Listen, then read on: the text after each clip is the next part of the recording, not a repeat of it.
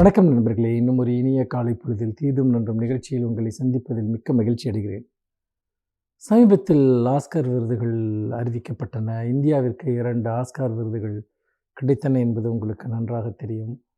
முக்கியமாக ஆர்ஆர் திரைப்படத்தில் இடம்பெற்ற நாட்டு நாட்டு என்ற அந்த பாடல் ஒரு ஆஸ்கர் விருது பெற்றது. இந்தியர்களை பெருமகிழ்ச்சி கொள்ளச் செய்தது. நம்முடைய இந்திய சினிமாவினுடைய ஒரு புகழ் என்பது உலகளாவிய அளவில் கவனிக்கப்படுவதற்கு இது போன்ற விருதுகள் பெரிதும் உதவக்கூடியவை என்பதில் எந்த சந்தேகமும் இல்லை. இன்னொரு குறிப்பிடத்தக்க ஒரு விருது, ஆஸ்கர் விருது இந்தியாவிற்கு கிடைத்திருப்பது தமிழ்நாட்டில் நம்முடைய முதுமலை புலிகள் சரணாலயத்தில் எடுக்கப்பட்ட ஒரு ஆவணப்படம். த எலிஃபண்ட் விஸ்பர் என்கிற ஆவணப்படம். அதாவது ஒரு காயம்பட்ட ஒரு யானைக்குட்டியை பாதுகாத்து வளர்க்கிற அந்த யானைகள் காப்பகத்தைச் சேர்ந்த ஒரு தம்பதிகளை பற்றிய அந்த படம் என்பது அனைவரையும் மனம் நெகிழச் செய்யக்கூடிய ஒரு படமாக அமைந்தது. அது இன்றைக்கு உலகளாவிய இந்த ஆஸ்கர் விருதையும் பெற்றிருக்கிறது. தமிழ்நாட்டில் எடுக்கப்பட்ட ஒரு படத்திற்கு இந்த விருது கிடைத்திருப்பது என்பது தமிழர்களுக்கு ஒரு மிகப்பெரிய ஒரு பெருமை என்பதில் எந்த சந்தேகமும் இல்லை. நாம் தொடர்ந்து ஆஸ்கர்களை வெற்றி பெற்று வருகிற அதே சமயத்தில் நாம் கடந்த வாரத்தில் இந்த நிகழ்ச்சியில் ஒரு விஷயம் பற்றி பேசினோம். அதாவது யானைகளினுடைய பாதுகாப்பு பற்றி பேசினோம். முக்கியமாக மின்வேலிகள் அமைத்து யானைகள் கொல்லப்படுவது தொடர்பான ஒரு பிரச்சனையை பற்றி பேசினோம். இப்போது யானைகளை பாதுகாக்கிற ஒரு தம்பதிகளை பற்றிய ஒரு படத்திற்கு ஒரு ஆஸ்கர் விருதை நாம் பெற்றிருக்கக்கூடிய இந்த சமயத்தில் இந்த படம் உருவாக்கக்கூடிய உணர்வுகள் என்பது நம்முடைய காட்டுயிர்கள், வன உயிர்கள் என்பது பாதுகாக்கப்பட வேண்டும்.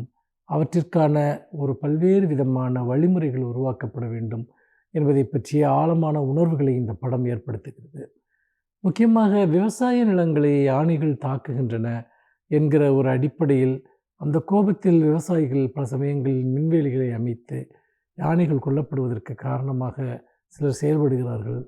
ஆனால் அடிப்படையான ஒரு உண்மையை நாம் புரிந்து கொள்வது மிக மிக முக்கியம். அதாவது விவசாயம் என்பது மனிதர்களுக்கு எவ்வளவு முக்கியமோ, அடிப்படை தேவையோ அவ்வளவு அடிப்படை தேவை யானைகளுக்கு அவற்றிற்கு உணவு தேவை என்பது. அவை யாருடைய இது விஷயங்களையும் அபகரித்துக் கொள்வதற்காக வரவில்லை. அவை காலகாலமாக நிலங்களில் இருக்கக்கூடிய உணவு வகைகளை உண்டுதான் வாழ்ந்திருக்கின்றன. அவற்றிற்கு அது யாரோ ஒரு தனியாருக்கு சொந்தமான நிலம் என்று யானைகளுக்கு தெரியுமா? அப்படி பார்க்கிற போது யானைகளுக்கு உணவளிக்கிற இந்த பிரச்சனைக்கு ஒரு உரிய தீர்வு காண்பது, சில விளைநிலங்களுக்கு யானைகள் வந்தால் அவற்றின் உயிருக்கு ஆபத்து ஏற்படாத வகையில் அவற்றை வெளியேற்றுவது என்பதை பற்றியெல்லாம் அறிவியல் பூர்வமாக இன்றைக்கு நாம் சிந்திக்க வேண்டியவர்களாக இருக்கிறோம்.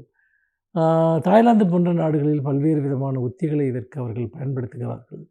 அதாவது நிறைய மாற்று வழிகளை, இயற்கை சார்ந்த மாற்று வழிகளை அவர்கள் வண்டுகளினுடைய ரீங்காரத்தை அதை ஒளிப்பதிவு செய்து அதை ஒலிக்க விடுவது போன்ற பல விஷயங்களை அவர்கள் செய்வதாக செய்திகள் வருகின்றன. அப்படி பார்க்கிற போது உலகளாவிய அனுபவங்களிலிருந்து யானைகளை விளைநிலங்களுக்கு வருகிற போது அவற்றிலிருந்து பாதுகாப்பதும் அதே சமயத்தில் யானைகளுக்கு உரிய உணவளிப்பது எப்படி என்பதை பற்றியும் நாம் இந்த சந்தர்ப்பத்தில் சிந்திக்க வேண்டியவர்களாக இருக்கிறோம். ஏனென்றால் யானைகளுக்கு உணவு, தண்ணீர் என்கிற இரண்டும் மிக அத்தியாவசியமான ஒரு தேவை. அந்த தேவையை பூர்த்தி செய்வதற்கு நாம் என்ன செய்ய போகிறோம் என்பதுதான் மிக மிக முக்கியமான கேள்வி.